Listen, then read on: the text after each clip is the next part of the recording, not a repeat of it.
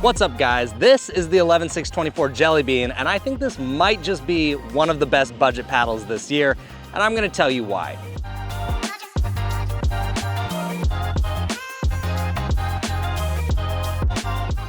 As a quick disclosure, 11six24 did send me these paddles for review, but no review was guaranteed, no money was paid for this review, and they had no input on the video. If you do decide to purchase one of these, I do have an affiliate link and discount code down in the description that helps support the channel when you use it. There are a few key reasons I think this paddle is very exciting. One, it sells for $99, but with a discount code drops to $90. So it's in a very friendly price range. Second, this is a Gen 1.5 paddle similar to the Vatic Prism Flash, which has basically been the king of value for the last year. If you aren't familiar, Gen 1.5 paddles have edge foam in the edges of the paddle, but are not fully thermoformed. The advantage of this is that they aren't as stiff or poppy, but they get that extra wide sweet spot from that perimeter foam. This is especially nice at this price range because you're getting a top tier performance paddle at a very good price. The third thing that makes this a bit more unique than the Vatic is the face material layup. It has the same layup as the Monarch All Court, which is carbon fiber, then fiberglass, and then carbon fiber on top. What this does is gives the paddle just a bit more pop than something like the Vatic Prism Flash, which allows you to be more aggressive at the net. I think this was a especially good decision given that this is a wide body paddle and typically those are lower on the pop and power scale. So those are the main features that separate the Monarch Jelly Bean, but here are the rest of the specs. It comes in 16mm and 14mm, has an advertised grip length of 5.75, but I'm a little bit skeptical of this. If you compare it to other 5.5-inch handles on the market, you'll see that they're just about the same. And then if you do put it up against another paddle that's marketed as 5.75 inches like a Paddletech TKO CX, it actually looks a little bit shorter than that. So all of that to say, it's a long-ish handle and I can fit two hands on it just fine, but just know that it's going to be more similar to something like a Volair Forza Mach 2 than a Paddletech TKO CX. Regardless, I'm happy that this has a longer handle rather than shorter because I feel like longer handle wide bodies are a really good combination, especially with the way that pickleball has been progressing over the last few years with two-handed backhands. The grip circumference is 4.125 inches, swing weight of 108, twist weight of 7.14, stock weight is between 7.9 and 8.2 ounces, and the RPMs of the 16mm were 1958 and the 14mm was 1943. So plenty of spin as you'd expect with basically every other raw carbon fiber paddle on the market. Before we dive into the performance of the paddle, I just want to talk about some modifications that I made to the 16mm.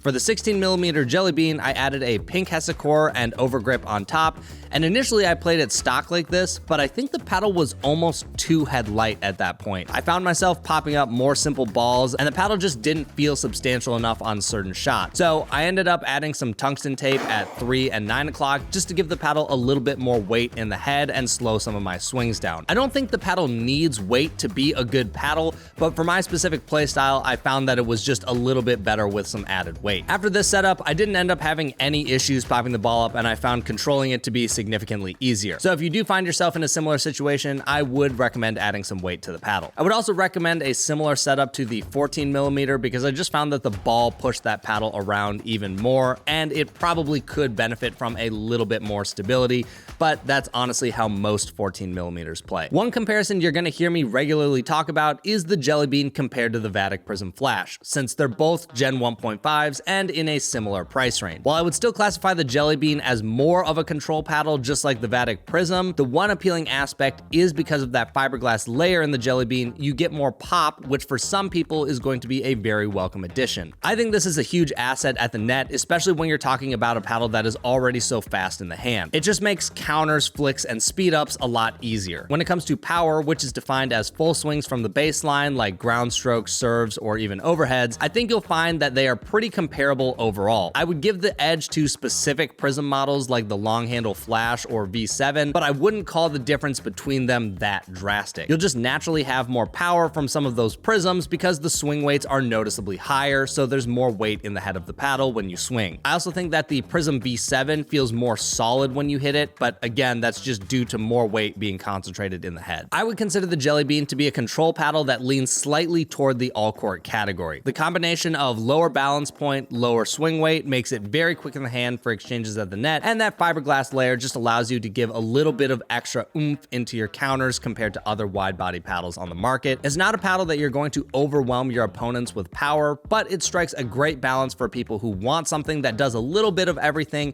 and doesn't sacrifice too much control. The feel off the face of the Jelly Bean 16mm is what I would describe as dense and springy. If I hit it next to a Prism, that feels much more cushioned and muted than the feel off of the Jelly Bean. That layer of fiberglass is what I think is contributing to that springy feel, and I honestly really enjoy it. One is not inherently better than another in terms of feel, but the Jelly Bean has more of a responsive feel while the Vatic is more muted. So it just really depends on what you're looking for in your paddle. One of the other aspects that contributes to this being such a great control paddle is the sweet spot of this paddle. Being a Gen 1.5, it's already going to be more forgiving than say a Gen 1 paddle, but now you combine that with a wide body shape and you get a really great feeling sweet spot. For my setup in particular, that tungsten tape at 3 and 9 added more weight into the head, which just made it feel more solid and didn't get pushed around by the ball as much. The weight obviously added some stability as well, but honestly, out of the box, the stability is already great, so I don't necessarily think it needs that just to enhance stability. This is one of the few paddles where I never felt like it was the paddle's fault when I missed. The sweet spot is just large enough that I feel like I couldn't blame the paddle for not having a big enough sweet spot. Like once you reach a sweet spot that's around this size, and if you still feel like you're missing or it doesn't feel that great, you probably just need to drill more, because I don't know how much bigger you could really get than this. Now I do have some quick thoughts on the 14mm. While I think the 16mm is the primary standout one, I want to give you some information about that paddle as well. Honestly, didn't find as big of a difference as I was expecting. I thought they both played fairly similar aside from the expected differences, which was more pop from the 14mm. But to gain that pop, you are sacrificing some stability. If I was going to use the 14mm frequently, I would definitely have to add some weight to that. I found the paddle getting pushed around too much, and a little bit more stability would have been nice as well. If you're someone who tends to gravitate towards 14mm paddles, then you're probably naturally going to prefer this one. But if you mostly use 16mm, I don't know that this 14mm is the one that's going to tempt you away from a 16. There's really nothing wrong with the 14mm, it just wasn't my cup of tea. This is one of the few paddles this year that I really can't find that much fault with. It does exactly what it was designed to do extremely well, and at a price far cheaper than it probably should be. You're getting a $90 paddle that competes with the best of the best on the market. You get a little bit more pop with the fiberglass compared to the Vatic Prism. You get a very fast paddle in the hand, and you have options between a 16mm and 14mm. At this price, there isn't another wide body that competes with it, in my opinion, especially if you're someone who is a more balanced player and not looking to overpower your opponents. Now, if you are someone who prefers elongated paddles or like a lot of pop and power, this paddle isn't going to be for you. With a wide body shape, you do gain a great sweet spot, but you're also sacrificing reach, and for some people that trade-off just isn't going to be worth it. If you're that type of person and still want a Gen 1.5 paddle, the Vatic Prism V7 long handle or Grooven Cruise 16H and 16X are probably what you should consider. But if you like wide body paddles, then I think you're going to enjoy this paddle a lot. Especially at $90, it's just hard to find something that it doesn't do good enough. What's even nicer about the Monarch line is you also have the all-court and control models, which give you even more pop and power, and those paddles also play really nice. It's actually really neat to compare the Jelly Bean to the all-court, because the only difference is one is a Gen 1.5 and one is thermoforming. So it's a very clear picture of